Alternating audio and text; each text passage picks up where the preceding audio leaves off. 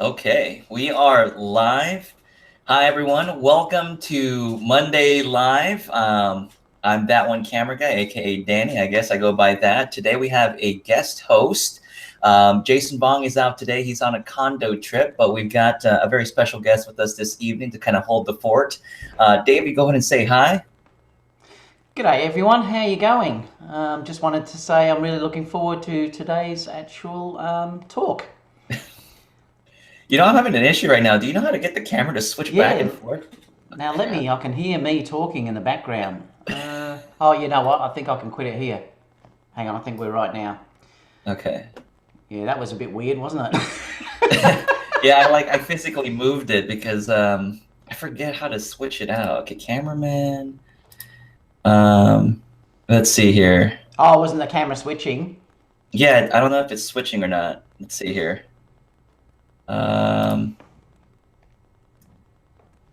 Man, I don't know.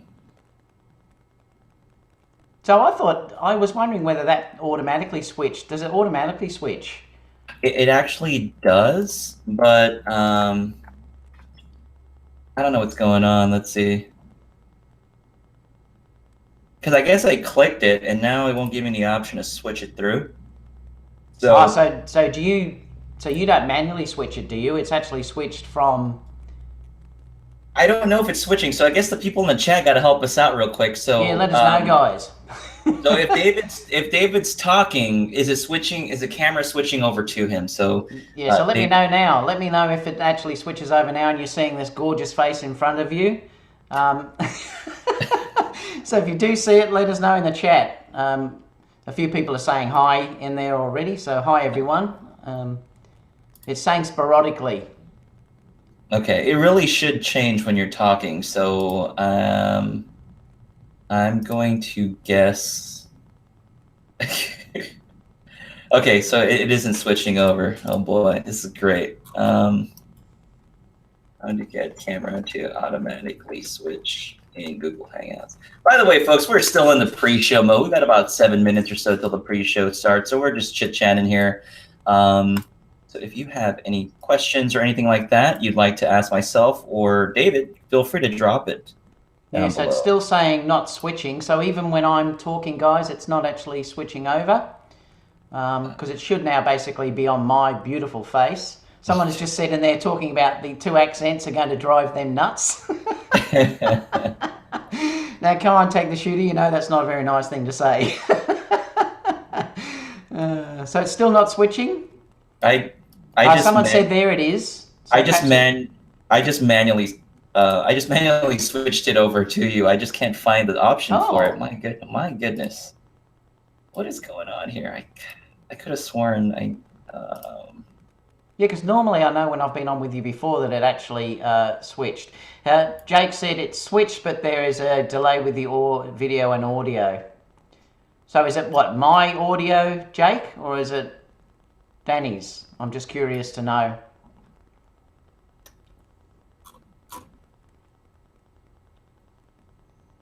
Oh boy. Now I noticed last time I was just talking to Danny. Danny's bandwidth not good enough to switch.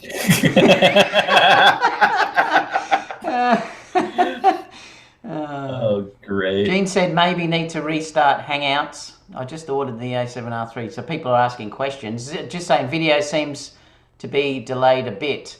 I know sometimes though that when I was on last time I had that issue because I'm going through this Logitech camera for some reason through Google Hangouts. I can't use the Sony gear. I'm using this Logitech, and I'm not sure whether the audio last time was a little bit out of sync too. So it may be that it's the same as that. Someone said, Andrew said it seems good on his end. Okay. Know any stores that will take a kidney for the 70 to 200 2.8? Oh boy. I love it. So is it still not switching, guys? So I don't know if I'm talking right now. Are they able to hear me? So, oh, man, this stinks. Great. Should I leave this? Should I leave and then come back into the actual stream? You don't leave. We can try it. Okay, We've got time. Yeah, if I leave the call, what's going to happen? Is it going to disappear? Oh, I wonder. Yeah, because you're the main one that invited me, so it might just drop out. I hear audio, but not switching. So. Oh boy. Oh boy. Well, you went out then for a second. Now you. Okay. Okay, now you're back in. There used to be like a little thing here I could click to get it. We don't need to switch. We know the difference in accents. Yeah, but whose head are you looking at? Are you looking at Danny's head or are you looking at mine? That's what we need to know. Oh, man. So let us know in the chat, guys. Whose head are we on now at the moment? I'm just curious to know. It's not switching because normally it'll jump. Wait, I think that's it. Go ahead and talk, David. Okay, 1, 2, 3, 4. Test. We're good. We're good. Are we good to go? Woohoo! Oh my gosh. Jeez. What was it? A little dialogue? Is it just a switch? Is it? You know, in Google Hangouts, the little boxes there shows our faces. Oh yeah. And I just had to click on the box. Oh. And you got to click on it twice apparently to disable the manual switching, just to make it like constant. Okay. So I was just like, you got to be kidding me. Oh well, we sorted it out before the live actually starts, so that's the main thing. Shoot, that was really worrying me right before the start of the show. Someone's saying there, Danny freaking out is hilarious. Oh, jeez.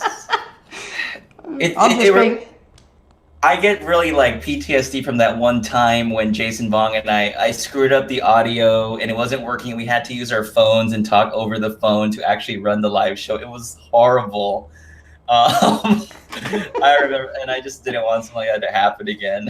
Oh, jeez. Oh, that's funny. Yeah, it is switching now anyway, so that's fine. Okay. All right, awesome. Where's your beer, David? I didn't know if I could bring a beer on, guys, because I know, these guys are probably a bit clean for that. They don't like the drinks during the live show. That's me. I usually crack a stubby. We say crack a stubby, Danny, and I'm usually call one. But sometimes people have been saying I'm an alcoholic, and I'm having one beer with them. It just cracks me up. It's so funny. So that's why people are saying, where's your beer? And you know what, guys? It is only early. I only do that with you on my Friday chat because it's only 11:59 in the morning. It is late enough for a beer, though, isn't it, really? So you're barely hitting 12 o'clock, right? Yes, we're 12 o'clock midday, so yeah, it's just about lunchtime. I'm DeBrown's in here. G'day, mate. How you going, Tony?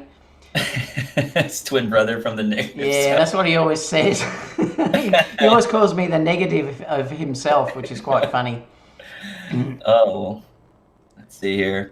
We got a question earlier from Hector Fernandez. He's saying he bought the Sony a7S II with the Sony Distagon 35 1.4. Is asking if it's relevant in 2018. No. I don't. I see that question. Bought the Sony a7S II with the Sony Distagon.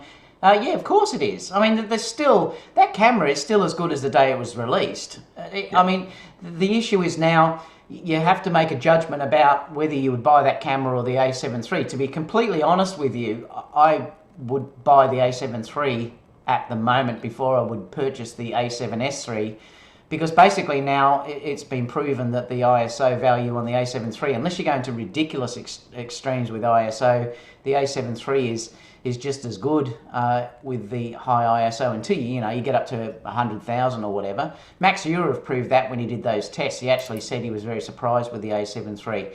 But depending on what price you bought that for, it's still completely relevant. And if you are into manual focusing, because remember the focusing on the a7 II is nowhere near as good as what the a7 III is. If you're doing manual focusing, that camera is still as good as the day it was released. So, I mean, we're all bated breath waiting for the next version, probably Photo Kino, but yeah, that's still great. That 35 1.4 lens, I've got it right here actually. It's my favorite lens. I love it. I really got it. Either I'm waiting for a G Master one or something like that, but I really like a 35. I don't have an actual 35 1.4 native to the Sony E-mount yet. But oh, really? What are you using then? You haven't got 35 at all? I've got a 35, the Rokinon 35 2.8. I've got that. Well, that's okay. Yeah, it is just fine. So we're going to go ahead and start the show, guys. Thank you for joining us for this evening's Monday Live. Well, daytime over there for David Oster. I appreciate him joining us on the live show this evening. Again, I'm your host, That One Camera Guy, aka Danny. Jason Bong is out today. He's out on a condo trip. We'll talk a little bit about that because I've got some speculations maybe of what might be dropping today or tomorrow or whatever that might be. But I'm here with the wonderful David Oster. David Oster, go ahead and chime in there for us. G'day guys, just wanted to say welcome to Down Under. It is just about lunchtime. You guys are obviously having dinner, or a bit later than that actually. It's been fantastic. I've had a chat with Danny before and I've really enjoyed it, so I was really looking forward to popping in and you know, having a chat with all of you guys as well, because we're all into the same things basically. We all love Sony, all love photography, and you know, it's just a chat between friends, so really looking forward to today and seeing how we go. And you've got to be really impressed. David's been pumping out videos left and right, constantly. I'm just seeing David pop up in my stream every day. It's like he's got a new video out. So if you're not subscribed to David Oster, make sure you check him out. There's a link in the description. I don't know if David will pop in a link as well, so make sure you check him out. So as usual with our show, we're going to go ahead and start off with our hashtag new gear. We always love talking about any new gear that we recently picked up. So if you can, go ahead and drop a hashtag new gear. Let us know if you picked anything up this week or even last week that we haven't had a chance to mention on the show, and we'd love to go ahead and read it out for us. Just let us know if your wallet's hurting, whatever it might be. So we're going to go ahead and start off the new gear with David Oster. David. Yeah, well, I've got a few things I actually wanted to talk to you about. You know, I love buying new gear. The reason why I had to buy this was because I've already broken two of them. It's I'm pretty rough with these things. I've been looking at this Rove lav mic. I'm not sure whether you use those, Danny, do you? You know, I have one. I can't find it for the life of me, and I'm looking to get another one. They're not but cheap. No, they're not. Yeah, I paid, I think it was $199 Australian here for this. Oh. So they're Wow. expensive. Like, we always pay the Australian dollar, but they are the best sounding ones that I've actually used. So I've bought one of these, but I also thought that I'd actually try a cheaper version, and people in the chat might let me know of what they think of this one as well that I've actually purchased. This is an Audio Technica. This was way cheaper, but I thought it might be good to have as as a backup microphone. So I bought a couple of these, and I bought a couple of these as well that I can use as my main microphones. And the reason why I'm buying all these lavaliers is because I've started to move. Initially, I was using the Zoom, the FH1, which I really do like. But the problem is there's a couple of things I don't like about it. Is the way the microphone sticks out the side, which I don't really like at all, and they are a little bit big. So I've decided to try the Zoom F1s. So I'm giving this a go, and I used this in a wedding the other day. I've bought a couple of these that I can use. It has a nice belt clip on the back, which is really good.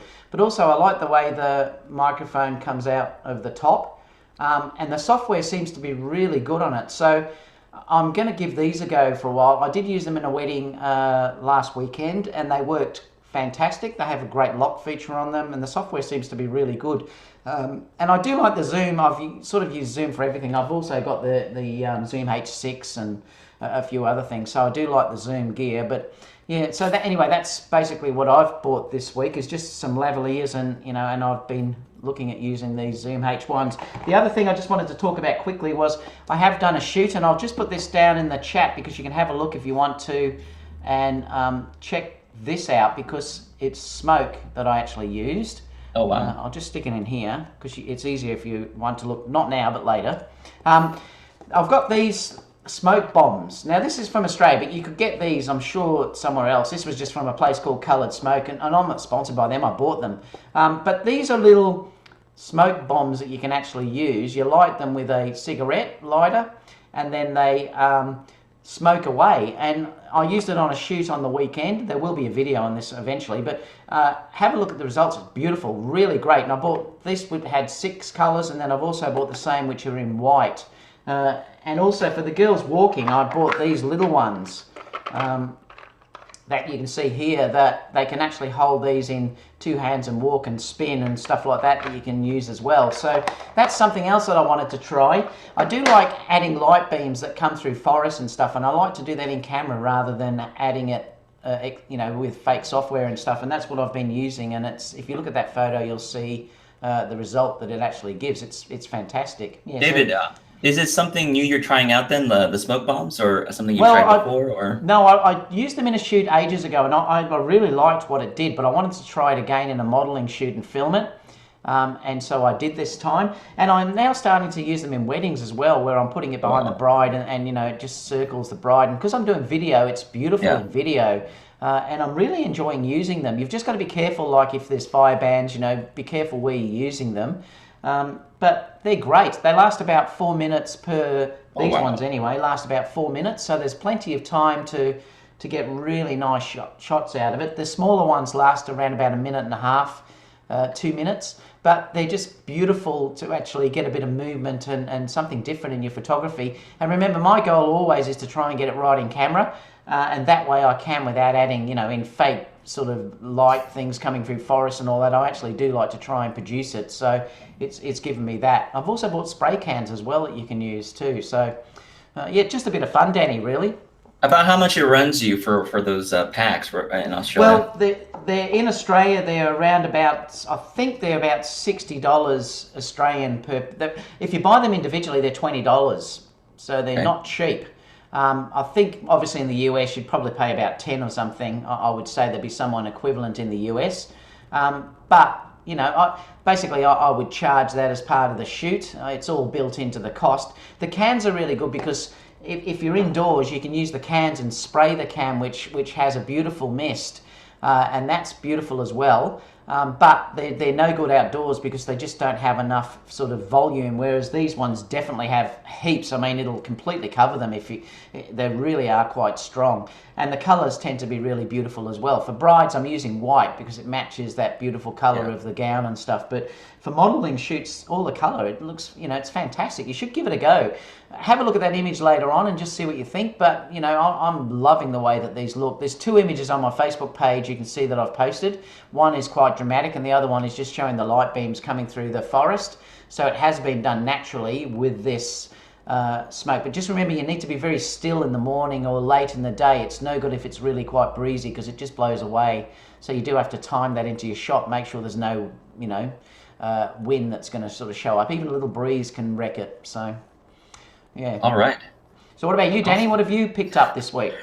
Okay, I actually got some AirPods. I actually picked some of these up. I love them. So I've got them too.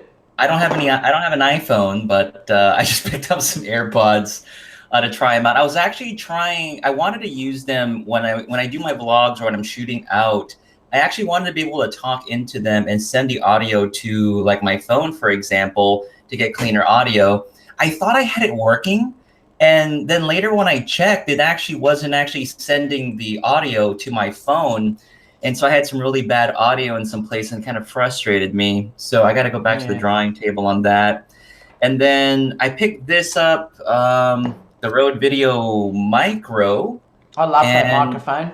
The quality on the audio is really good. You know, as long as within proximity, it actually sounds very, very good and very crispy, very clear sound that I'm getting out of it. I'm using it on the A7R3 or A7 III or A9 for that matter, and it sounds really good. So I'm definitely using this a lot more for some of my talking head shots that I'm doing. Really nice. And I'm just trying to shoot a little bit more with my RX100 Mark V. It doesn't get enough love and usage. So after I had dropped it when we met up with Lee, I just said, you know what, I'm not even worried about dropping it again. So I'm just trying to use it more often to record B-roll for like the videos that I'm doing and I'm working on.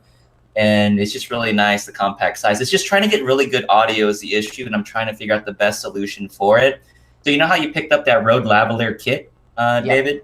See, I might pick up another one just so that I can just have it, you know, if I'm out and I need to say something straight to the camera, I guess I'll just use my phone as a recorder and just like run the lav on and just wear it the entire time while I'm out on a shoot and I just need to make some commentary. But I've really enjoyed the quality out of those that Rode Lav. I just can't for the life of me find where I lost mine. Well, I love that mic too because it's always on. The issue with the other Rode mics that I've got, the Pro ones, is I know the new one has it's always on, but I have a couple of times forgotten to turn the other Rode microphone on, and I haven't had audio, and it's a problem with that. You never get that problem with that new Rode mic. It's always on. It's tiny. You know, there's no power required to run it. It's great. I've thought about getting that camera. Is that the latest one you've got there? Is that the one? The Mark V? Yeah, Mark V. Hey, you never know. There could be a Mark VI tonight or tomorrow morning, David. We don't know. You know, Sony's flown out a handful of Sony folks and influencers and YouTubers to Condo in Monterey, California. And, well, you never know what's around the corner. So it'd be fun to talk a little bit about what we think might be dropping. I'm surprised that Sony Alpha Rumors actually hasn't mentioned anything specific yet, but I feel either he already knows there's like not anything going to happen. But why would they fly folks out from over the ocean to here to come down to Monterey, California if there wasn't something? Yeah, you wonder, don't you? It's the only thing stopping me buying that camera was the mic input. That's the only thing that I so wish it had a mic input. It's got a headphone. Has it got a headphone?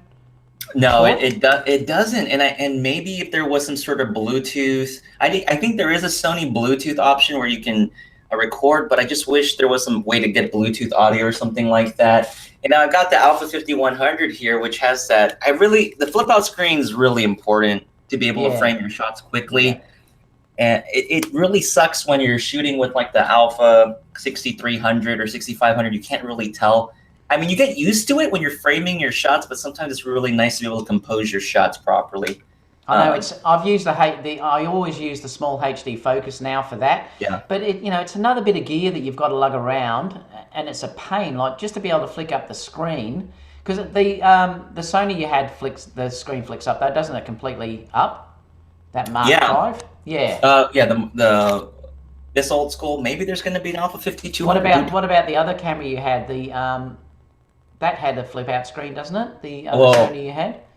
Well, the RX100 Mark V and the 5100. So Sony's got to bring something like this.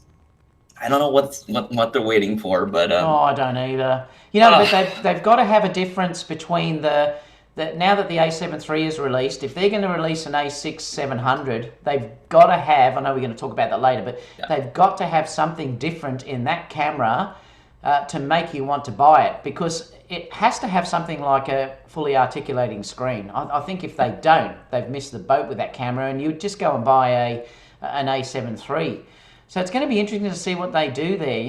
They really do need to have something for vloggers, and that's the problem at the moment. There's nothing really in the Sony range apart from the one you showed me. What was that? The 5000 or whatever. The 5100. Yeah, and the other Sony. They're the only thing with vloggers, but there's no mic inputs that you can use, and then you've got to sync sound later on, and it just makes it hard.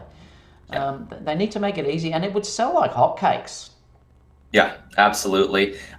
Like I said, we'll talk a little bit more about it as we get there. And one more thing that I picked up, I did pick up a third-party Z battery just to try one out. When I had purchased it initially, there wasn't any Wasabi brands available. I actually had a video made for this. I just didn't upload it because I was doing some more tests and I wanted to hold off. Actually, the Z battery, I'm using the A7 Mark III right now to record me with the 16 to 35. I've got a third-party Z battery plugged in.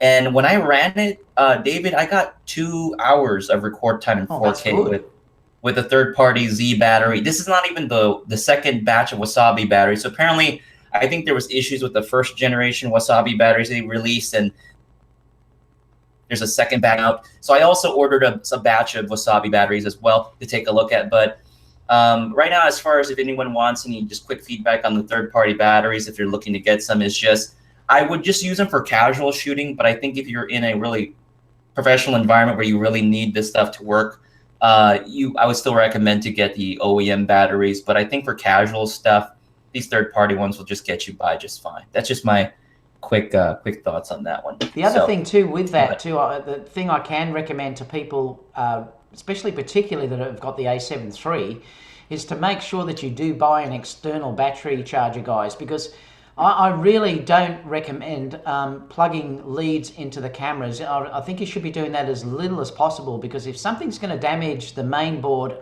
just plugging things in and out can have that potential to damage the parts of your camera. It's just not really a good idea. I think you really should fork out and buy one of the cheaper chargers. There's a few of them now on Amazon. I'm not sure what you use, Danny, but there's a few there. Plus, it's very slow to charge in the camera, like really slow. And I've found charging up on the external one. I've got the Sony one because I bought the A9 and I've got that. It charges so fast, like, you know, half an hour, basically they're charging. It's really quick.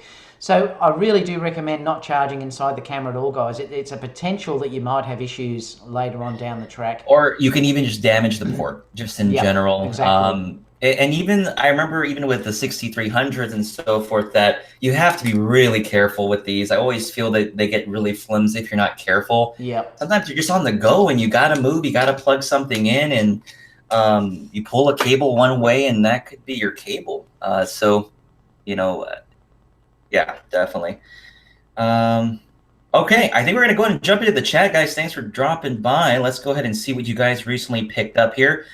Just to let you know, we're going to get underway to our news topics this evening. We're just finishing up our new gear segment here.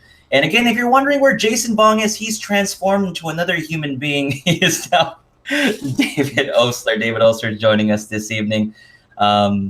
Jason Bong is out on a trip, so we'll talk a little bit about that. Okay, so let's see if I can find out where we start here with the new gear. Let's see here. Reginald asks, new gear, picked up a Sony 85 f1.8, really great lens.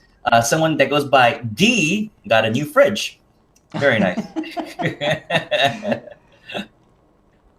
Well, Chris Barr also said the A7R2 is a freaking steal now at $2,000. That's a great price if you want to get a high resolution megapixel camera. I'm keeping mine. I probably will get the newer version eventually, but I'm definitely still going to keep that camera, I think.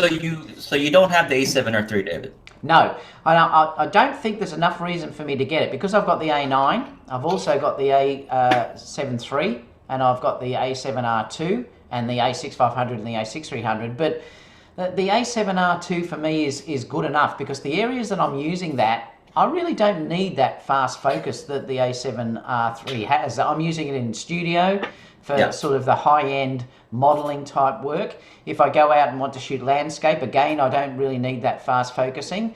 For me, particularly, if I'm using anything that needs fast focusing, I'm going to use the A9 or the A7 III. I probably will get one, but I might wait for the next version. But what I am looking forward to getting probably is the A7S III or the A6700, depending on what both specs are. We don't know yet. Absolutely. Okay. Tag the shooter, new gear, bottle of sunscreen, got sunburned from 8 hours of outdoor track in 89-degree heat. A9 didn't overheat, or the A7R3, smiley face, used the 100 to 400, which I absolutely love, and the 70-200 G Master. Man, I got sunburned too, Tag. Like, if you look at the difference in my arm here. I don't know if they can see that. While I was out shooting swim, one side, is it both sides? One side got sunburned more than the other while I was out shooting, and it was just, I get sunburned so easily. Okay. All right. Dave, let me know if you can catch some of those comments there with the new gear. Yes, new gear. Lucas has said A7 III and 85 1.8 Sony, mind blown. That still, honestly, is probably one of the best Sony lenses that you can get for the price that they're asking for that lens. If you are after an 85, you can't go past the Sony 1.8 until Sigma come out, which we'll talk about a little bit later. What else we got? Sam said Vivitar preset, 135 2.8 mount, $30, arrived today.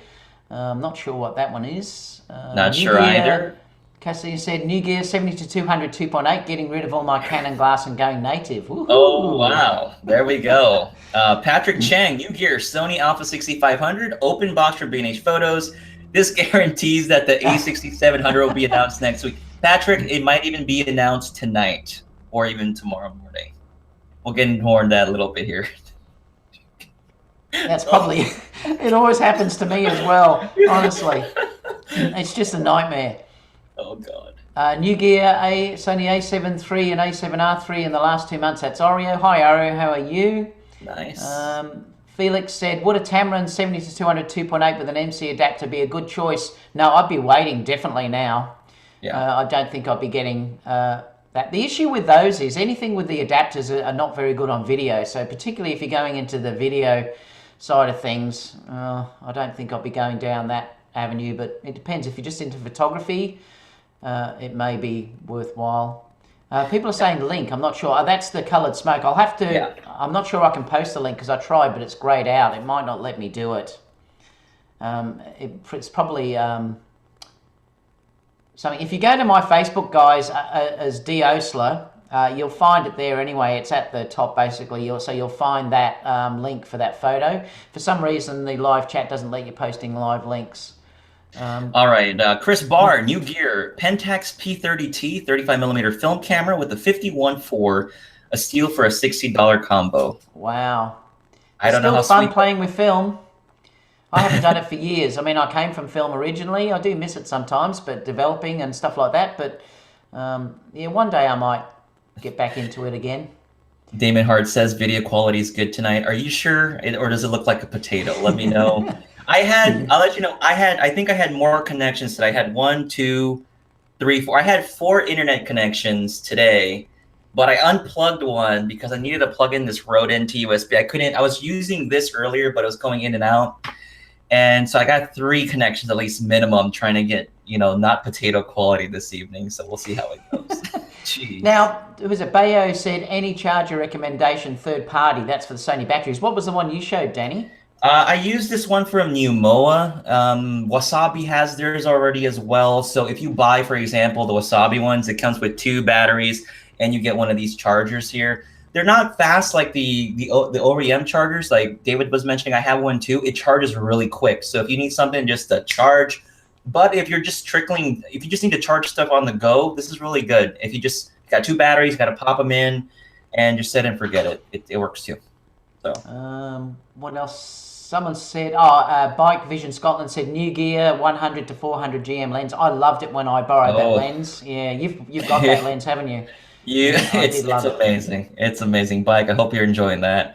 Jury Duder, I hope I said it right. Small photo camera backpack or bag, like the Peak Design Sling Light 5L in cheap. Also, we got Jay said, new gear, talked my boss into buying an A6300 bundle for her trip to Rome. She was using the Nikon 5200. The A6300 is still a great camera. Yep. Love that. Yeah. Air blower. Jake got an air blower and lens brush for $15. I use that. Look, if you're having a Sony camera, you must have the rocket blaster or whatever you want to rocket blower, because honestly, you need to use it every time you change lenses because they are a dust magnet. So, and I use them all the time, and it does keep them pretty clean. So it really is. If you haven't got one, you really should get one. DJ LSB Vapes, thank you, man. Appreciate the comment there. And then Chris Barr dropping an SR6. Thinks that the 400 f2.8 G Master is out right now in Monterey, and the folks that are down there are shooting surfers. That crossed my mind as well as far as the condo trip. If that is the case, I am very jealous right now. Very, very jealous right now. Dang it, Jason Bong. Where was my invite? Just kidding. Okay. Almost there. Let's see. Oh, Noah Baskin got the MC11 adapter for $150. Yeah, they're cheap at the moment. I notice Amazon and B&H have got those cheap at the moment. So they're a good buy. If you are going to think about using Canon gear, it might be a good time to actually buy one. I'm not sure whether this is directly related to Tamron releasing lenses and Sigma coming out, that, more people perhaps will not use adapters anymore. So it might have a follow-on effect and keep everything down. David, I think interesting. You're on the ball on that one. I think it's just the fact that the actual native... I said actual again. Mad fan's gonna get at me again. It's so difficult to talk now without saying that. Anyway, I get your point, Dave. We're gonna move on right there. And I'm the Brown. Thank you for dropping the $10. He says thanks for all the sports. I think about I'm the Brown all the time making those videos because he was telling me all the time he wanted to see some more sports videos. So I've been really pushing on those, man. It's just for I'm the Brown. All right. Okay. Matthew is the last one. Got the new gear A7 III and the Sony 51.8 and the Magmod wedding kit. Nice. And Matt Fan saying he's got fiber internet, 1,000 megabits per second. Don't make me jealous, Matt Fan. We will see. I'm looking, but if I do end up going somewhere else, they apparently already have high fiber optic internet available in these like nice apartments or something. So we'll see if that happens or not. All right. Pedro's looking for a new wallet full of cash for his new gear. Oh boy. Okay.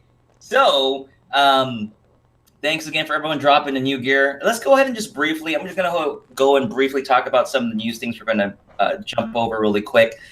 This was just posted today on Sony Alpha Rumors. Sony launching a new SSD. We'll talk briefly about it. It just kind of piqued my interest on the potential of it. There isn't like a tremendous amount of details. I didn't get to see sort of like the use case on it, but might pique some interest there. There's actually finally an English review video that popped up on the Tamron 28 to 75. And David will chime in. He's actually going to have a chance to take a look at that soon. And I just wanted to have some fun talking about this Sony a7000 concept that was posted by David Cooper and was obviously posted on Sony Alpha Rumors as far as some of the features and specs. But you know what? I just want to jump into this really quick. So we've got this condo trip happening right now. So I didn't know this, David. I think I said actual a bunch of times right there.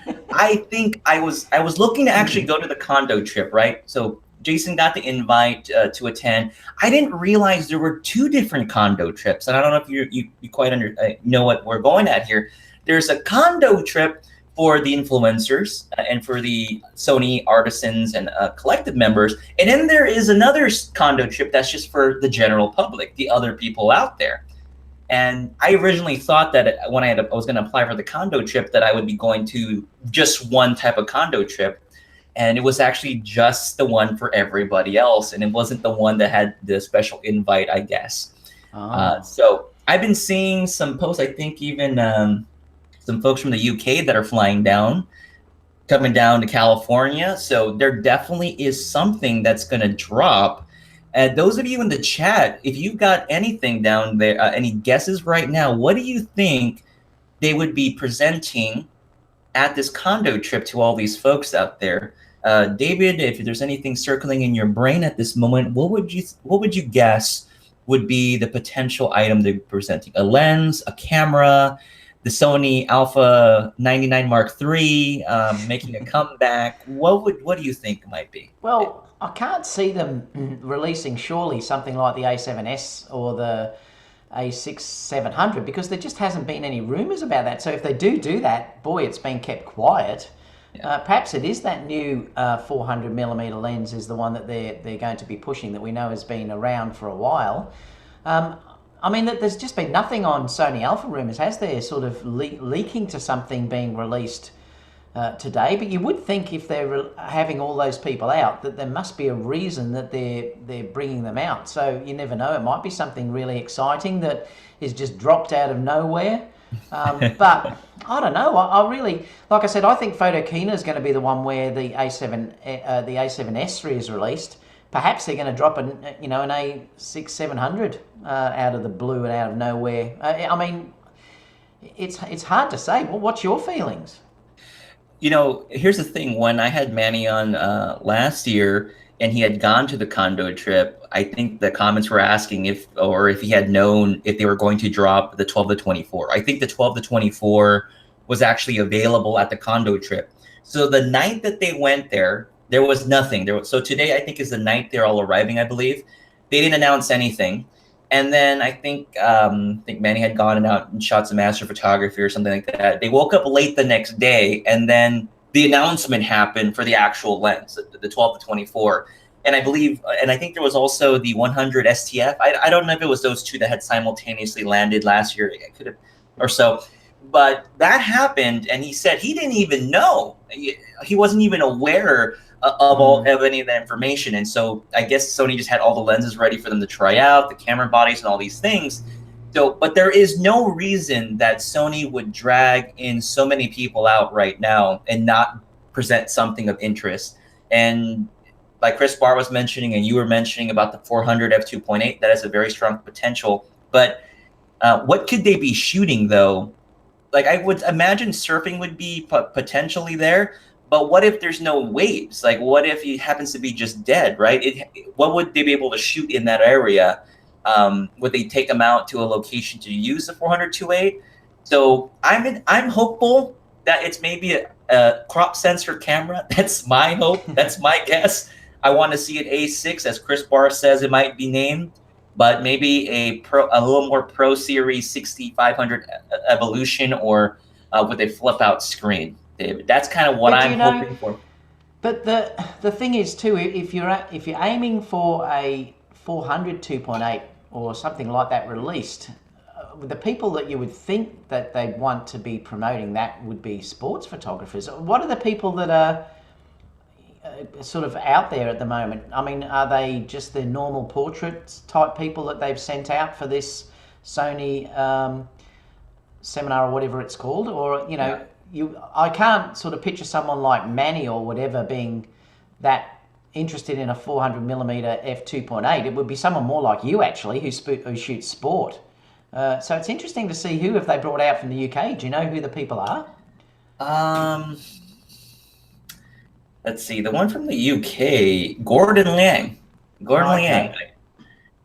I saw him post on Instagram that he landed in San Francisco, I think, the other day, and I was like, there's no reason. He's obviously heading down to Monterey for this event. Yeah. So everyone's coming down for it, and like I'm saying, why would Sony pay so many folks to come down just for this particular event? So something is happening, something's going to be announced, and we're all just going to know tomorrow morning what it is. And yeah, it's going to be tomorrow morning. I just don't see it's a 402.8. I think, in my mind, I don't think it's like you're mentioning it might be the right venue. But then again, they had a lot of folks try the Sony A9, and that was their sports camera, David, right? True. Yeah. They just had anybody and everybody go ahead and shoot with the A9.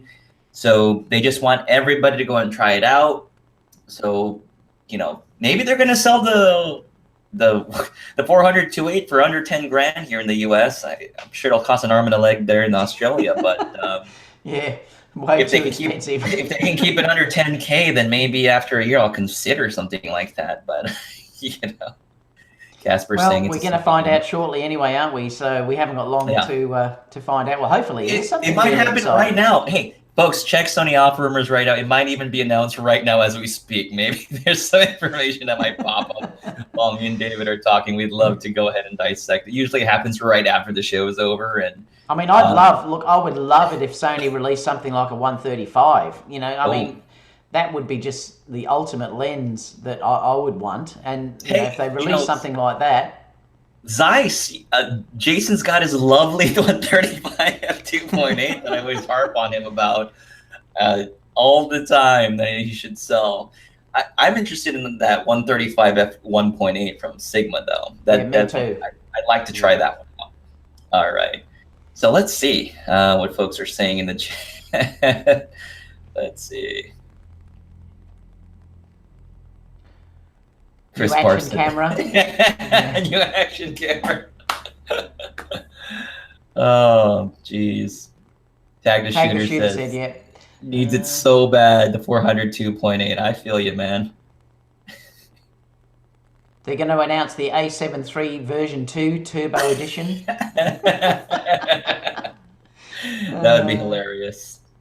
So it's saying there are a mixed bag of people from portrait, wedding, and landscape. Yeah, so you would think, perhaps it is going to be some new little blogging camera or something, or, you know, anyway, we're going to be new Sony A-mount camera, they're saying there. If it's a Sony A-mount camera, that's going to be funny. I would really enjoy that. Everyone, their jaws will just drop all of a sudden. I know, it would be, yeah, that's for sure. Yeah, definitely. Casper saying Sony A9 Mark II. That'd be amazing, right? Soon after. Finally adding the picture profiles into the Sony A9 probably. And, perhaps we're going to get the new FS5 color science in the Sony cameras as new firmwares. Yes. All right. Okay. So that was fun to talk about. So let's see here really quick and brief. I was talking about some current projects and updates. Like I said, for myself on mine, I've just been testing Sony, just trying to do some tests with some lenses and shooting some sports and just getting some videos out there. So that's what's been on my end because that's usually what I have access to.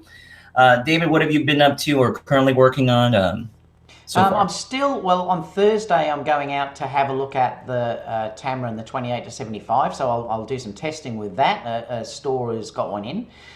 So I'm going to go and have a look at that and test it out. I'm going to take a model down. Hopefully I can do some testing with eye autofocus and things like that people keep asking about. It depends how much sort of leeway they give you to film and stuff, so I can't say yet how much access I'll have, but at least I'm going to have a look at it on Thursday.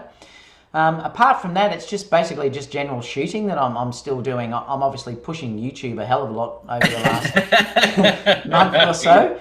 I'm just about nearly 10,000, so it's grown considerably over the last few months. So I'm pushing that side of it. The wedding season's just about nearly finished now for me, which is good because I can catch up with a lot of editing and things like that. And just general shooting of models and stuff that I keep doing. And I'm still testing the A7 III. I'm still putting that through its paces.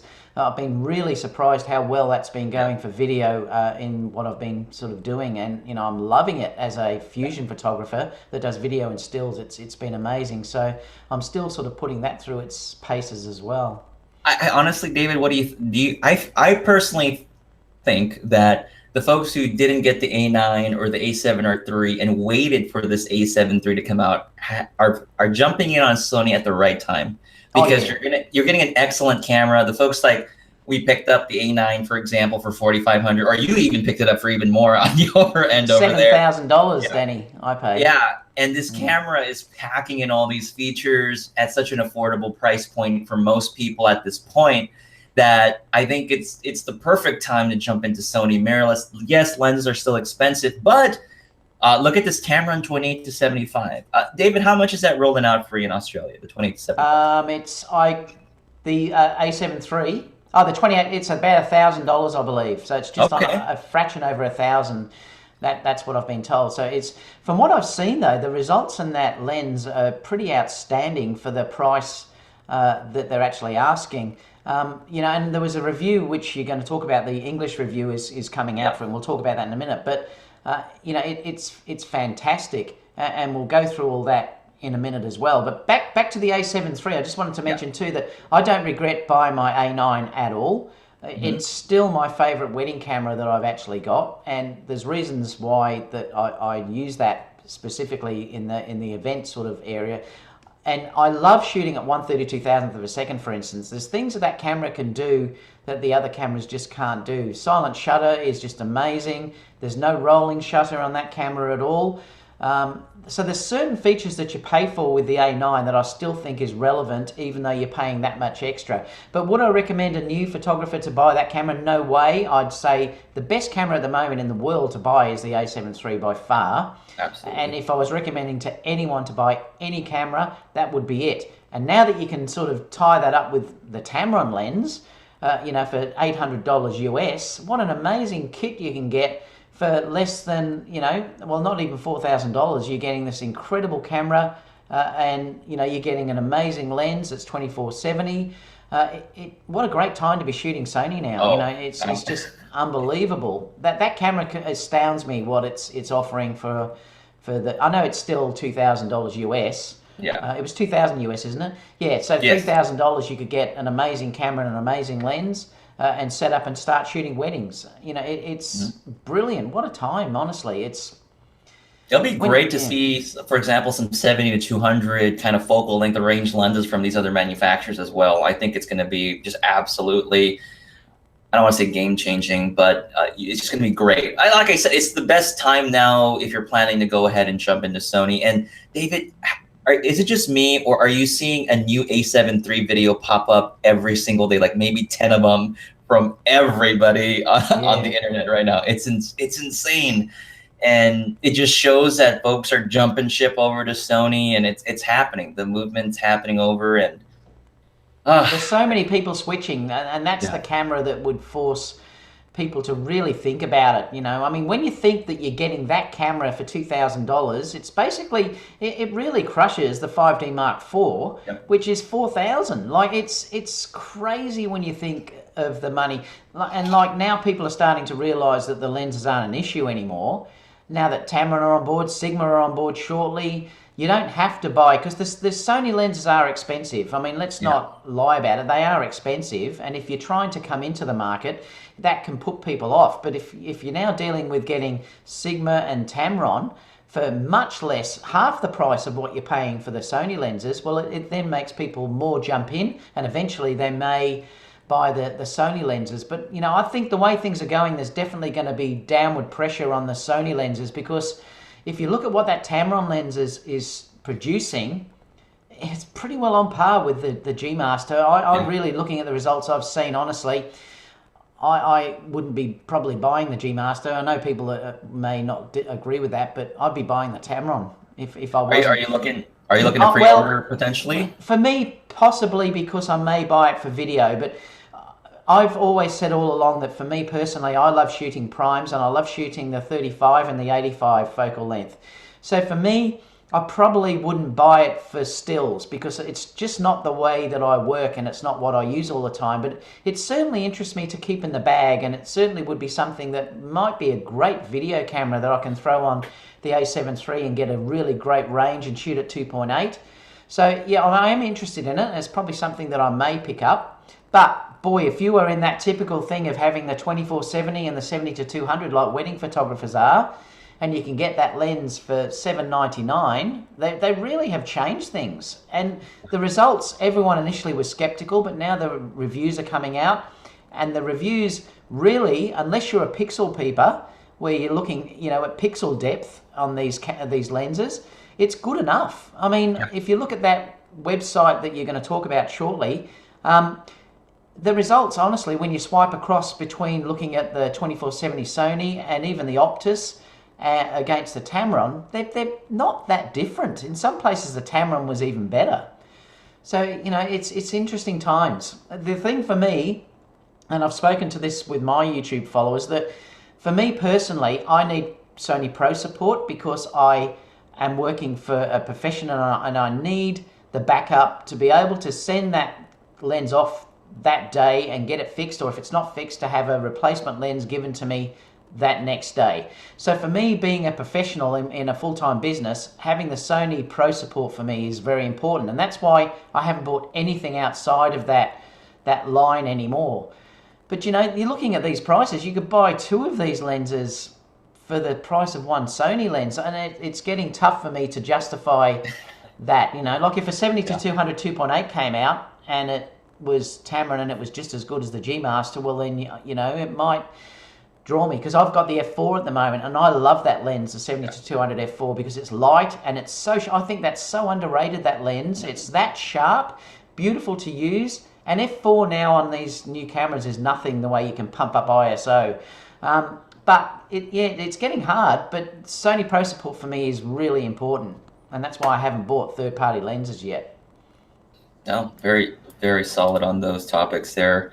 Let's see here. Let's see. We're going to tackle some questions towards the end of the show, so make sure you hold on to those questions for us at the end. We're going to go ahead and jump into this one really quick, because I didn't see this one coming. There was a post about a specialized Sony SSD, an external hard disk that they're releasing. It's a USB Type-C. It's targeted towards backing up photos, and there's a tethering function towards Sony Alpha cameras. High transfer speeds, they say it's durable, and you can also have encryption built into the actual system. So I guess you can encrypt either folders or the actual whole disk drive itself. But I don't know, David, if you caught wind of this and you saw the post about it, but are you thinking what I'm thinking? Are they saying that you can attach the hard disk to your camera and you'll fire and shoot, and the files will transfer straight to the hard disk? Is that I don't think, yeah. Well, it does say with new tethering function to Sony cameras, yes. But I think, obviously, it's only going to work with the latest ones, because you need USB Type-C. So this will only work with the a7 III and the a7R III. Yep. The A9 hasn't got USB Type-C on it. Darn it. Yeah, but yeah, so you probably could. I don't think I would be tethering directly to this, but it could be a great backup solution if you're out. But to be honest, now that there's dual card slots on the cameras, it's probably not something that I would even do now. I used to back up all the time when I had my A7R2. Having one camera, I used to back up to a portable drive during the wedding to make sure that I had a backup because I was a bit paranoid. But now that you've got dual card slots to this, I'm not sure how really the need of it really anymore. But, you know, perhaps tethering I can't really understand, because if you're tethering to something where you want to view it on the screen, that's the reason why you would tether. Yeah. So I'm not sure about how that works or why you would do it, but it's interesting, and it's something that perhaps with the A7S III that comes out, there might be some feature on that gives you an ability to record more 4K 60p or something. That's exactly what I'm thinking. But I got to mention this real quick. Michael Mistro Pierce is in the house. Just dropped $10 in the super chat. Thank you, Michael. Says, bam, David and Danny and Jason are #1. Thank you, Michael. Really appreciate that. Wait, what? iJustine's Instagram shows off a 400mm f2.8. Is that happening right now? Folks, can you guys, well, I don't want to send any people away. Let me go ahead and, while we're chit-chatting here, let me try. I'm not following iJustine, but I know she's a Sony, she's one of their influencers, just like Sarah Dji, if those are you familiar with her. Let's see here. Well, I don't see it. Is it in her story? Oh, it is there. Oh, there you go. Look, this is on her account right now. So that's probably what it is. Yes. Unless they're just showing it right now. So, oh my goodness. Because they have showed that before, haven't they, the lens? So yeah, absolutely. It's just the price, okay? I guess I'll rent it out, but I mean, it's I'll have to think about that later. So we're talking about this SSD, David. Have you seen those little Samsung T5 drives before? You know, those little ones that they'll connect with it. Yeah. I feel like it functions similar to that. But like we were pointing out, and the talking point was, is this leading up to an A7S III? You connect it and you can record. That was the only reason why when we were looking at the spec sheet, it didn't mention anything about video. It was primarily just photography related.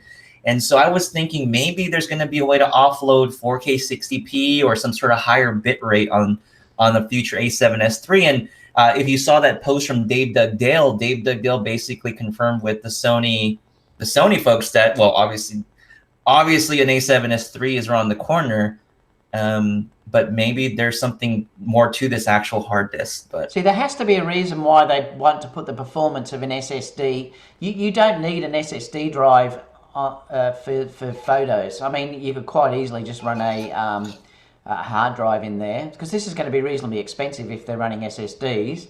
It may have a real video feature to it that, you know, it's giving you the ability to shoot longer 4K 60p on an A7S III. It's quite possible that could be something that they're adding to give you that ability to tether to that. And that might be what they're saying with the tethering function, that it could be for that aspect of it. And it may even work, because remember, they are also, there's rumors going around that they're going to get rid of that time limit next year, I think early next year. Yeah, I believe it comes up again. Yep, the EU requirements or the laws for that are going to expire again. So if they drop it might be that that's one of the features that's for, because it's not anywhere mentioning anything of this that you're dealing with. And it's also saying that they're having anywhere up to 960 gigabytes, Danny. So why would they have anywhere near that type of storage unless you were going to go video?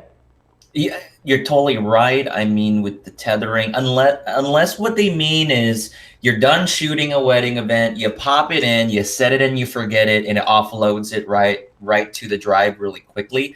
I really don't know how fast that USB Type-C port is on there. I don't know if it's like Gen 3.1 speeds where it'll output from the card. Obviously, your card's going to be a factor when it transfers over, but I don't know, David, are you familiar with anything with the right speeds? No, I'm not, but I know it's very fast. I know it's capable of video. So I'm pretty sure that you could send high-end video through that that system. But they're not really saying much at this stage. Yeah. They're just saying it's the ideal tool for professional photography. But like I said, if you're dealing with it's saying in here data transfer speeds up to 540 megabytes a second, so it's pretty quick. It's SSD speeds, and it's USB 3.1 Gen 2, I think, is the speed rating for that. And they're saying that the minimum size is 240 gigabytes, and the maximum size is 960. I see. This is what I just don't understand. If it was for photography alone, and you're backing up a wedding, it's way overkill for anything that you'd need. And it might be video. I definitely think there's going to be something in this. I think for video later on, and it wouldn't surprise me at all if it's linked somehow to let us know if there's anyone that comes. I think Tag Shooter's trying to mention something about that. What do you see a purpose for this? The only thing I can really see it for is for video and really taking advantage of those file sizes, because like David mentioned, you have those dual card slots already. If you need fast transfers, you can get a UHS-2 card, and you can get some pretty good speeds to transfer those through. But let's see, your Tag to Shooter saying the SSD uses 42 megapixel files, and retrieving SSD is much safer to transport. So maybe for travel, at most, it'd be a nice travel companion potentially. It's like I said though, if you didn't have the dual card slots, well then I could say yes, but you already have a complete backup system in the camera, they're not going to be cheap, these drives. So that's why I'm just thinking there must be another use that they're thinking about for these drives, because they're only dealing with USB Type-C, which means it's only going to be available for the A7 III and the A7 R3. And so it's only those two cameras. And the A7S, whatever. But they're not going to be available for any of the other cameras that are out there. And like I said, all those cameras that I mentioned have dual card slots. So I really think there's another agenda that they're thinking about with this, and I think it's future-proofing, and I think it's something to do with the video aspect. I think that'll be very cool, David. Obviously, they'll probably have to do a firmware update, but if that firmware update unlocks this feature and capability, I think it's more features you get for the camera. I think that'll be great. But if it has a video potential to it, it's going to be interesting, especially for that. All right. Dave, I think we're going to jump on to the 28 to 75, our new interesting lens. We talked about it already. This individual, sorry, I don't have his name on hand here, but it was from a German website. It's Krolop or something. Krolop and Gerst. Yeah. He actually posted a video first in German. I was watching it with the auto translate. I don't know if you, because I wanted to see what he was talking about. And so I did the auto translate first. And then he put out an English version of it, which is fantastic, and shared a lot of the insights as far as their initial test and what they got out of it. You know what's really interesting, David? I didn't know that Photoshop won't open up a picture of money. No, it won't. Yeah, they've done that deliberately. I didn't know that. I thought I think I've heard it before, but I just forgot about it. It might be something funny to make my students try, but I didn't know that. I totally forgot. I had heard it before, but it just didn't cross my mind again.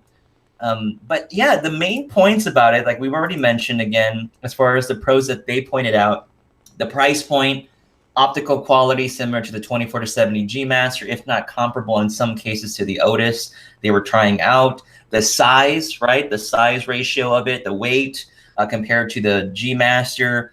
And the only areas, and I guess it's the point with David, do you think it's a downside not to have something like the focus hold button, for example? So like the Sony lenses have these that little focus hold button on there. I don't know if it's specific only to Sony lenses, like other lenses can't have these. They're not branded Sony, but your thoughts on that as far as the cons and well, yeah, it is. Look, that I've got that on my Gmail. I sometimes use that for IAF. I've often programmed that button to have IAF, but no, that doesn't really bother me that much, to be honest. The thing that I'm sort of recommending to people, some are saying that the 28's not wide enough, but look at the price you can pay for this. You can pay for that and then get a really good wide-angle lens, a beautiful 2.8 lens or a 12 millimeter wide-angle lens or something for less than what you're paying for the G Master version. And the quality clearly and the autofocus, from what I've seen on these online, is keeping up definitely with the G Master. And I'm basically going to say here that the G Master is not that fantastic, the 2470 anyway, in sharpness. It's been proven before that the Canon 2470 is actually a sharper lens. You can check reviews on that if you want to check that out. But I honestly think that I wouldn't be buying, to be totally honest, I would not probably buy the Sony 2470. I'd be buying this from what I've seen so far. But I'd still got to wait until I've had a look at it myself. But it's lighter, which also appeals to me an awful lot. The results from what I've seen online are excellent. I mean, the quality of this lens is really good, and it's making me excited about what they might do with a 70-200 or whatever. But the focusing seems to be equally as good as what you're getting on the native Sony lenses. So, and also the Sigmas, which we'll talk about too, hopefully if we get enough time, are also now apparently as good as the native lenses as well. So, you know, it's just so exciting. And you're talking $799. I can't believe that they've offered that lens for that price. And it's going to really shake the industry up, I think. And it's going to certainly make Sony justify what they're asking for the G lenses. Like I said, if you're a pixel peeper, you may still want to go for the G Master, but for 90% of the population that's just into photography, you just go down this avenue. I mean, it's like I said, get that and then buy a really good wide angle lens, and then you've got a beautiful wide angle 12mm that you can shoot at 2.8, and then you've also got that zoom that covers that 24 or 28 to 70. And sometimes the 75 is better because you have more reach as well, which might appeal to more people as well. So I just think it seems like it's fantastic. We were mentioning this last time. You save the money. You could even get like a 16-35 f4. You can get yourself a really nice ultra wide. That price saving you get with that particular lens just afford to get a nice kit set up. So, and if the quality wasn't there, you could say, well, it's not justifiable. But everything I've seen so far, the results in difference are not drastic at all. They're very, very similar. And, you know, and I think, boy, you've got to justify paying that extra money for the G Master, that's for sure. And I know a stack of people that I've been talking to are saying that they've pre-ordered it. So clearly there's a massive market for this lens. There really is a massive market. And I really have to congratulate Tamron for jumping in and supporting Sony, because, you know, people are no longer going to be able to say that we just haven't got that lenses. This is only the start. This is just the beginning of what's going to be offered. You know, and this is probably a step up even than the Sigma, because this has been designed totally for the Sigma mount, for the Sony mount. Sigma will do that later on. Yep, I'm sure Sigma will do that later on. But, you know, this has been designed from the ground up to support Sony, and it seems to be like it's you know, just going to be a fantastic lens. And, you know, I can't wait to have a look at it. And it might be, like I said, one I'll buy to have just in my kit. I very rarely use. I've got the 70-200 f4. I don't really like it that much, but I've got it. But it's there. But, you know, I may sell that and then just buy this. What do you think, Danny? Does it interest you? Yeah, I mean, I placed my pre-order the same day that it was available, because I just know this lens is going to be sold out right away. And here in the States, we probably it'll land, and then there'll be a waiting list for it, just like the A7 Mark III, which is coming in and out in terms of stock. So definitely wanted to get my hands on it as soon as possible, especially for review purposes, I guess. But I get the feeling everyone's going to get it before me anyway, so it's not going to matter at that point. But yeah, I'm really pumped about it. Like I said, I don't have the 24-70 G Master, and the 24-70 f4 that I got, I wasn't very happy with the overall sharpness on that lens. And this Tamron 20-75 might fit the bill better, and it's priced pretty effectively. So that's where my interest for that comes. And I just hope the autofocus is really good on it. So I'm definitely going to be testing it out with some action and see how well that does. So.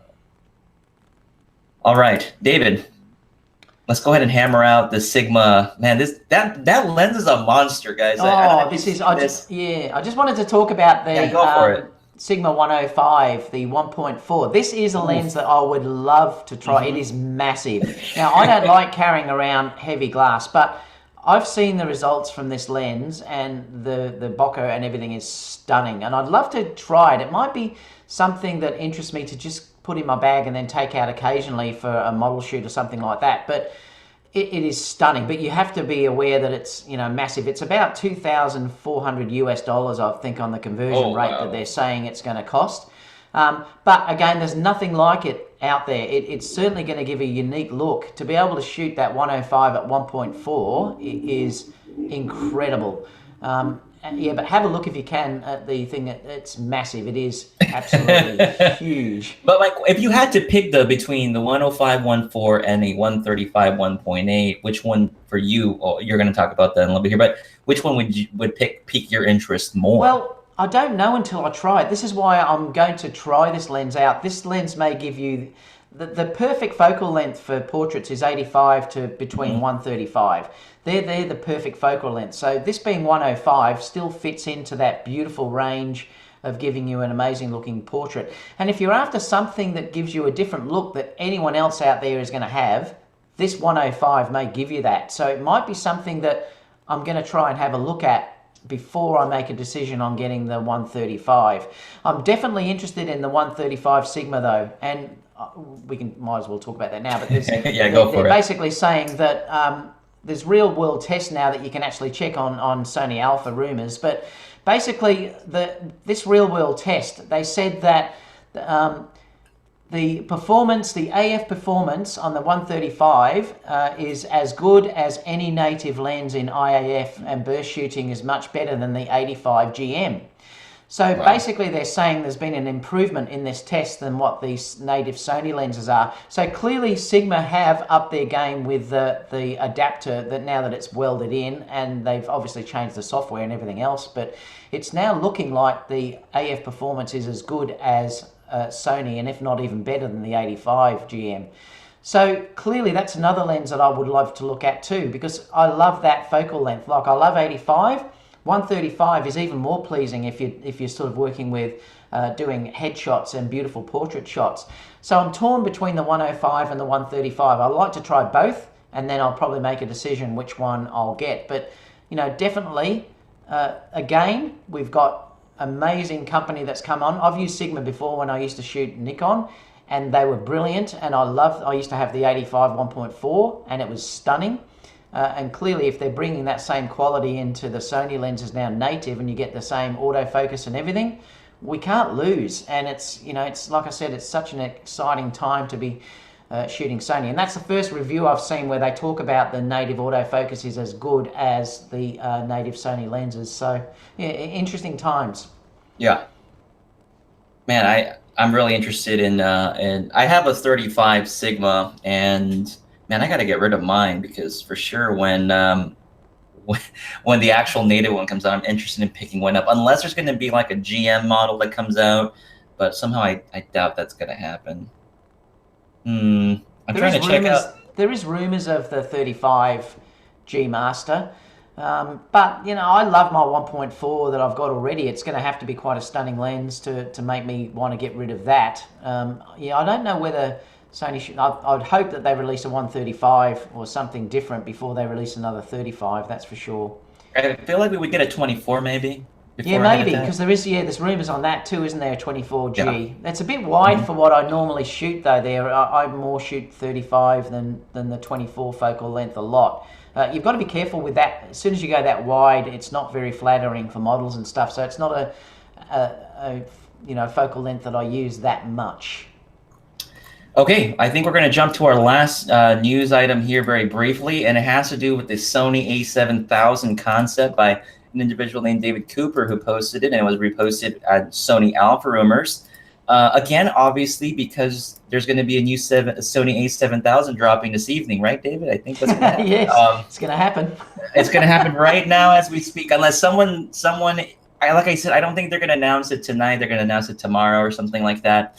So we'll know for sure tomorrow. But let me see if I can do a screen share here. Let me know if it pops up there. It is interesting to look at that, what he's saying. I really do wish that it would come out. I mean, do you think they're going to put are they going to put the new battery into Can you see it right now? Like it. Yes, I can see it. Or does it look like a potato, David? No, that's fine. Yeah, it looks fine. Great. Okay. Yeah. So this was out, and I absolutely love the concept. I just really love the 180-degree flip-out screen. Oh yes, I know. Once that's there, going to be so elated by that. My only thing is it going to be able to support, where would the headphone or the mic jack go? Is it going to cover it? Will there be space on that side where the actual, you know what I mean, David, that little area right there? There's no room there for the headphone socket the way in that design. Unless they're going to put the socket somewhere else. They need, unless they're going to release some new microphones that just some smaller microphones that are really high quality that go through the multi-shoe adapter. But they definitely, like you're mentioning, they need that upgraded Z battery for sure. I would love to see an upgraded Z battery. And I don't mind the camera getting a little bit thicker if it needed to be. No. I don't mind either. What about the joystick? You think that's a necessity for this camera? You know what? I never use the joystick, to be totally honest. I find the touchscreen now is good enough. I just wish that they'd update the touchscreen to be a little bit better. They've got the technology to do it. They're just holding it back. You never know, the next camera may give us that ability to use the touchscreen correctly. But I'm just racking focus and everything using the touchscreen on the back. I very rarely ever use the joysticks. I just don't use it. I use it every now and then. I just usually use lock on AF, and so I kind of roll with that. Your thoughts on this record button, having two of them, is that a necessity for this? Well, I mean, I can see the front one maybe, but yeah, probably not really. I mean, it's at least it's in a reasonable spot. It's definitely better than the previous cameras. I mean, so it is, but. Yeah, probably not. I mean, the thing that worries me, I'm just hoping if they do bring out a flip-out screen that we have still got the headphone socket and the microphone socket. That's probably not going to work. I think if they're going to bring one out, I think it's going to lift up like what the RX cameras have, I think, because it enables that easy connection of a microphone through the side and a headphone socket through the side. Remember, the a7000 or whatever it's going to be is going to be their video-centric APS-C camera. So it's got to have that ability to connect a microphone very easily. I can't see them adding an adapter through the port up the top because then it becomes non-proprietary and it's just another thing that could be a bit of an issue. I'd be quite happy if they just give it to us where we can flip it up. Now, even on the GH5, it did cause issues folding the screen out under certain things when you had microphones and headphones attached. So yeah, I don't know how they're going to get around it. Perhaps the screen could be further back though, Danny. It might not show that, and then you could have those ports connecting somehow at the front of that screen or something. I'm not sure. There may be a way even that you could connect the microphone ports on the actual screen. Be interesting if it was on the side of the screen. I mean, I'm not sure. I mean, remember, this is only this guy's idea, isn't it, of what it could look like. The design looks quite nice, though. I mean, I would love it. I would love a flip-out screen, though. All right. Okay. I think that that's going to do it for us on that, and we are down to the Q&A section. So we'll hang out for another 5 to 10 minutes at this point, but we are down to Q&A. If there is any questions or comments that you have, go ahead and drop it on there. You can even do Q&A right there, whatever you want to do. Let us know, and we'll go from there. They're telling us Jason just dropped a video. Did Jason just reveal what's happening right now over there at Fondo? Oh, man. Let's see here. I can hear this. Just saying no price on the 400 2.8 at B&H as a new release for September.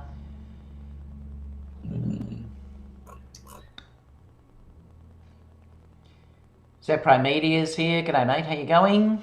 Hey, what is up, Zed Pro? Yes, 400 2.8. The Nikon and Canon shooters are going to hate when that's released because they all they ever say is about the lenses that Sony just don't have any sports lenses, aren't they? They're another thing that they're going to stop them talking about. I mean, they obviously don't have the same lineup as Nikon or Canon, and that's just something that just takes time. So that is always the advantage that the Nikon and Canon folks are going to have at the moment. But how many do you actually need? This is the thing too, and this is what I say to people. Like, how many lenses do you actually need? Sony, apart from this ultimate sports end now, have enough lenses for anyone.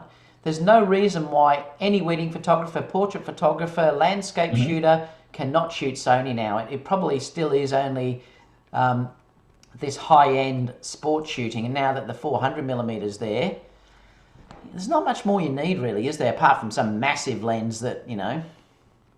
Yeah, I think maybe even the wildlife folks might want like that 600. I think that's probably the last range or so. Yeah. But something tells me you're going to get that from like a Tamron or even a Sigma first before Sony gets something out as far as something that's native.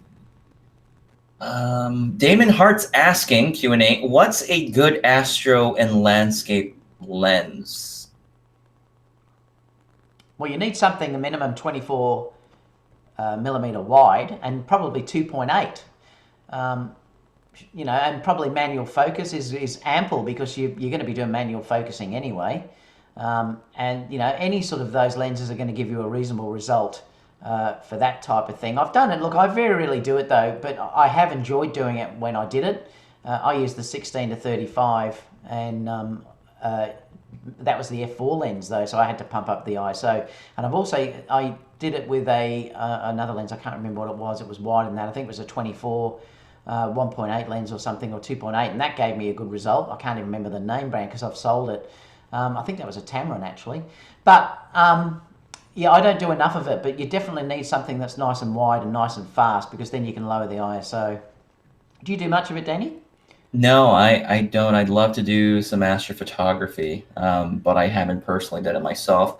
And in addition to that, I don't really shoot landscape. It's not really my territory. So unfortunately, I'm not the best person on the matter. But it looks like Alex Sandoval is recommending the 16 to 35 G Master. That's a 2.8 lens, and you can cover your wide. It's expensive. Yeah, definitely. Let's see here. That one Chinese guy is asking, thoughts on the Dji Ronin S? I'm looking at it right now. This is the first time I've heard of that, so I'm assuming it just recently was announced or something. The Dji Ronin S. It was released at NAB. I think it was NAB that was released. It seems to be a good gimbal. I mean, anything that DJI tends to release is fairly good. I haven't used it though, or really seen much of it, so I can't really comment on it. I'm using the Moza Aircross, which I love. So that's who I'm using. Again, it's paid for by me. I'm not sponsored by them or anything, but I adore using that, and it's been fantastic. Yeah, so I can't talk about the DJI because, yeah, it's not released yet anyway. I think it's only in... Yeah, it's still on, it says July, early July it's going to be out. Ryan also says, question, planning to move from my A6K to the A7 III. I have the 28mm f2. Should I go the 24/7 GM or the Tamron 28-75 or 55 1.8 and the 85 1.8? More of a hobbyist. Well, it depends. I know which one I'd get if it was me there. I mean, like I said, I always shoot 35 and 85. I think 55 and 85 are too close together, so I wouldn't be buying those two lenses together as a start. If you're only a hobbyist, the best lens you can probably get there is a 28-75. Yeah. Get that first, and then see if you need anything wider or anything a bit longer, and you can then adjust from that point. But because you're saying a hobbyist, I certainly would be looking at that lens, and it's released in a couple of weeks, so you're not having to wait long. Hopefully not a long wait if you didn't get a chance to pre-order. Hopefully there's plenty of them out there. Let's see here.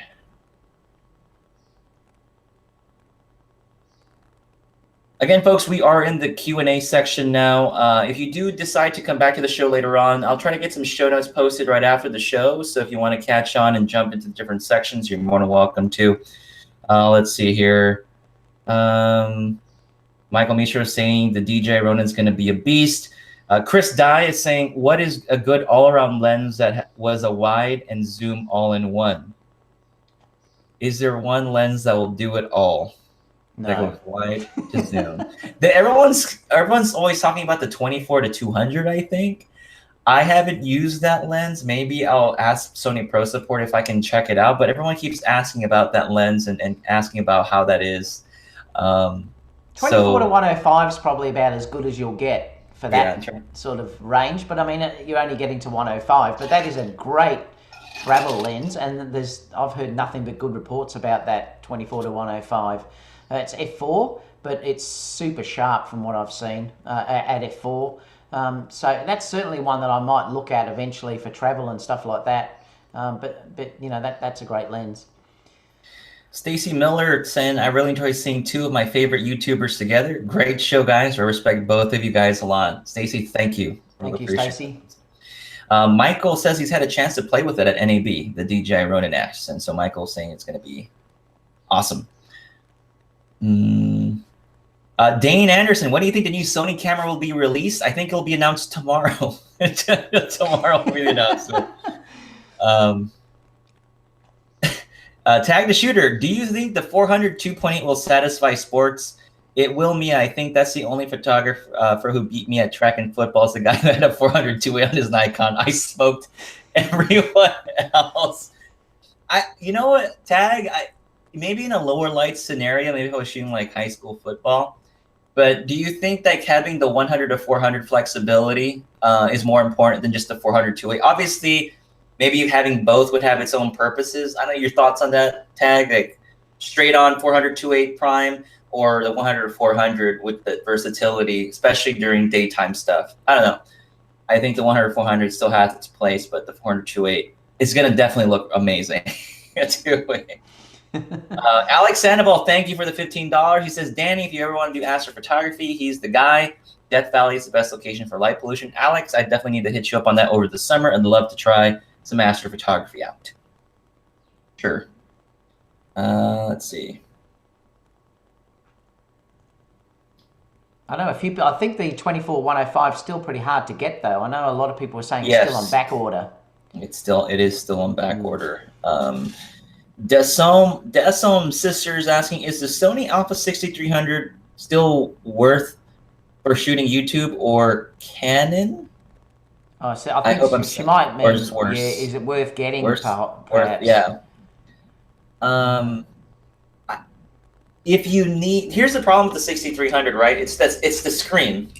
So if you're just doing like YouTube videos and you need to see yourself, either you got to set it up with your phone to position it. If you only need like 1080p, for example, then I think Canon might be something to look at because they have, some of their models have flip out screens and they work really well for just like general YouTube videos. But if you need 4K, for example, then the Sony's, then again, doesn't Canon, their EOS M50, this shoots 4K now, doesn't it? Well, it does, but I think you haven't got the focusing on it, Danny. Got it. So that's the problem. It cuts the focusing out. It just depends on your needs. If you really need 4K, then I think Sony is still kind of the way to go. But if you just need 1080p, I think Canon's fine. That's just my opinion. And, you can go any way you want that. All right. Michael's saying, Moses is a really nice gimbal, but that Ronin is going to be #1, even over the Crane 2. And I have the Crane, says Michael Mistro. Wow. Oh, Tag is saying that the 100 to 400 sharpness is great, but the sports director who wants images for the website wants that nice bokeh and separation that the 400 2.8 creates. Okay, cool. All right. David, I don't know if there's any other questions. I think that's nothing else. We'll take maybe one or two.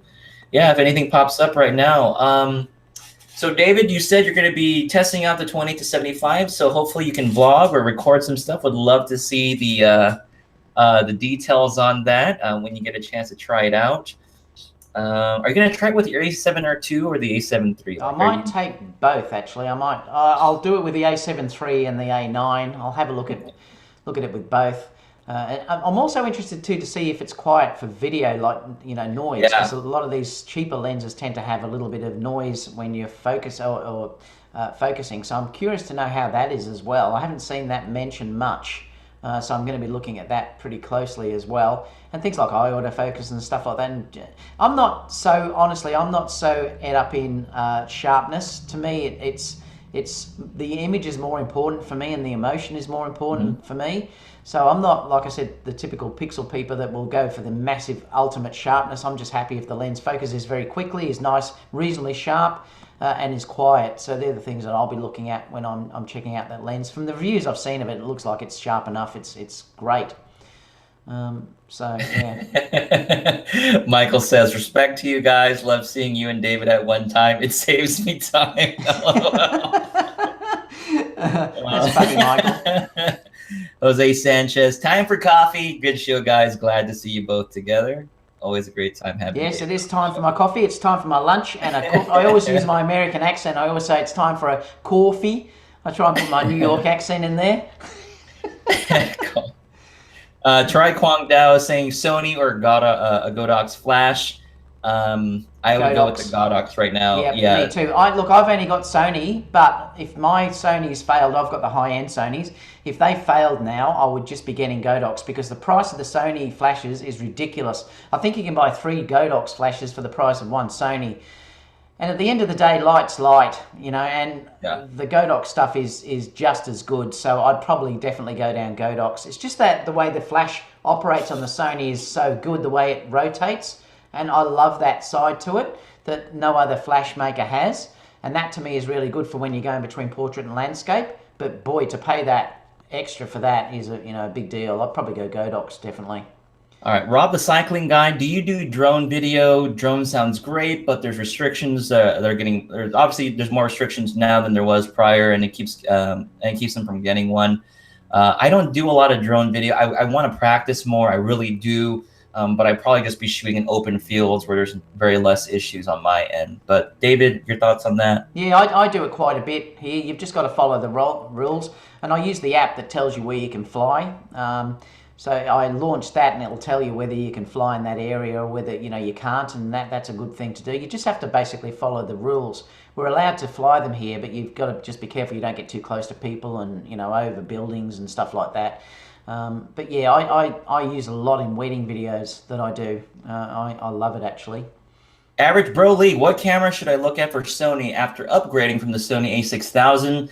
The a7 III, if you're looking at one right now, I think that's the one, especially for landscapes and portraits. I think you're going to be pretty happy with that. Yep, definitely. Chris Dye, what's a good sports lens? The 100 to 400. Okay, moving. Well, it is, isn't it? That's really the one. I'm using, by the way, I'm using that more than the 7200. I'm rarely, if I was going to go out and shoot like tomorrow, I'm going to shoot baseball or softball, depending on which one I end up doing. I'm not even taking a 7200, obviously. I'm taking a 100 to 400. The 100 to 400 for me right now. Let's see here. Abu Duda Day. Sorry, I'm butchering that. He says, I'd want the 120 to 300 2.8. I really do hope that Sigma releases an FE version of the 120 to 300 2.8. I have one because they'll provide the mount conversion. Once they have an FE version, I will send in my unit to get the mount conversion done, and I will be very happy. Okay, so I'm waiting for that. It's only a matter of time, Danny. Yes. Tag the Shooter says, can you get a closed caption subtitles when you both are on again so I can mute and read? The accent difference is killing me. Oh boy. It's international. Come on, Tag the Shooter. We're an international Sony lovers. Oh yes, absolutely. Hey, so a couple of things before we take off today. Don't forget to drop the video a like, would really appreciate it. And also, David Oster is very, very close to reaching 10,000 subscribers.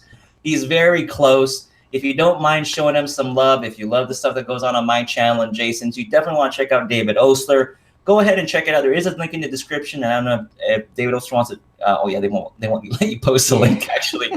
But in the description, I do have a link to David Osler's channel. You can just type in David Osler, DAVID OASTLER, and you can go ahead and find his channel. Hit a subscribe and check his channel out. He's really close to that 10K. Let's see if we can get him there by tomorrow, hopefully. So I think that's going to do it for this evening. David Oster, thank you so much for joining and filling in for Jason this evening. As usual, love when you're on the show. I've had a ball. It's been fantastic. I love chatting to you guys. It's great. Tag the Shooter says, I will unsubscribe and resubscribe. All right, folks, that's going to do it for us tonight. Thank you again. Show notes will be posted later, and I'll catch you guys later. Bye. See you guys.